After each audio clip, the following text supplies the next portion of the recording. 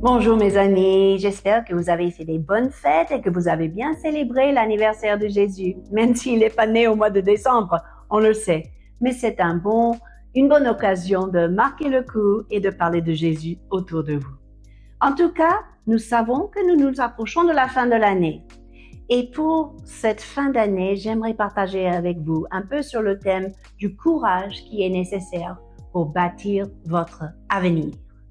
Et oui, il y a beaucoup d'exemples dans la Bible concernant la construction de quelque chose. Nous allons regarder par exemple 2 Chroniques 32, versets 5 à 8.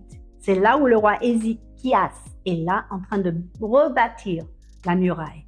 Et la Bible nous dit qu'il a pris courage. Il reconstruisit la muraille qui était en ruine et il l'éleva jusqu'au tour. Et après cela, c'est lui qui a initié cette œuvre et il a pu réunir le peuple autour de lui pour leur encourager. Lui-même, il a eu le courage et il a transmis le courage. La Bible dit qu'il s'est adressé à leur cœur et a dit « Fortifiez-vous, ayez du courage.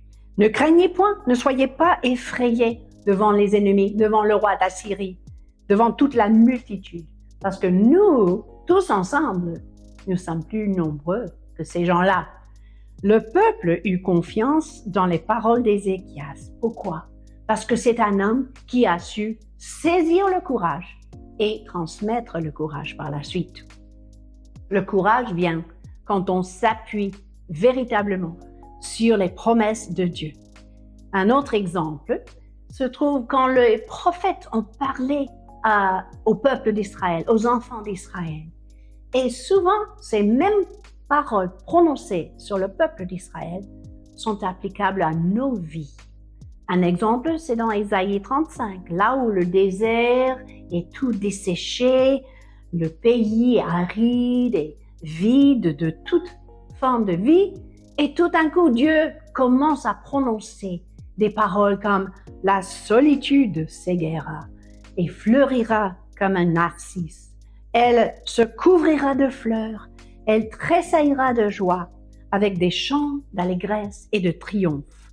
La gloire de l'Éternel sera vue, et ainsi de suite. Vous voyez, dans la parole de Dieu, dans cette richesse de ses promesses, nous trouvons le courage parce qu'il nous transmet une vision de notre avenir. Et c'est ainsi que nous pourrons trouver le courage pour bâtir notre avenir. Et il a même continué plus bas dans le passage en disant « Mais dites à ceux qui ont le cœur troublé, prenez courage, ne craignez point, voici votre Dieu. » Et il commence à décrire ce qui se passe quand la présence de Dieu envahit la scène. Vous savez, c'est cette présence qui nous donne le courage de bâtir notre avenir. Il y avait une femme dans le Nouveau Testament qui ne croyait pas du tout avoir un avenir. Et elle est venue à la rencontre de Jésus et tout a changé. Vous savez de qui je parle? En Matthieu 9, versets 1 à 22, cette pauvre femme qui saignait depuis 12 ans, qui a dépensé une fortune pour se faire guérir, mais qu'elle n'a pas réussi. Quelles étaient les paroles de Jésus pour cette femme? Prenez courage, ma fille, ta foi t'a guérie. Et la Bible dit que cette femme a eu sa guérison instantanément, à l'heure même. C'est-à-dire que son courage, quelque part, a contribué à sa guérison. Il y a un autre exemple aussi, on va clôturer avec cela. Un homme aveugle pensait pas avoir un avenir parce qu'il était handicapé.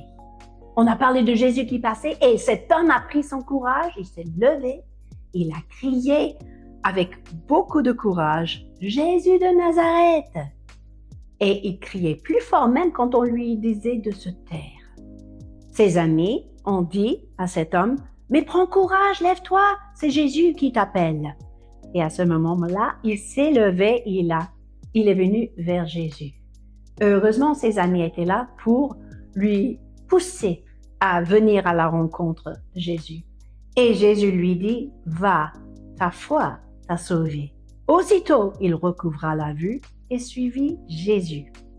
Vous voyez, votre avenir n'est pas limité si seulement vous prenez courage vous vous levez, vous croyez la parole de Dieu et vous répondez à l'appel de Jésus.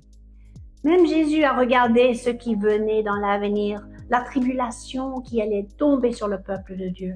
Et dans ce cas-là, il a bien dit, vous aurez des tribulations dans le monde, mais prenez courage. J'ai vaincu le monde.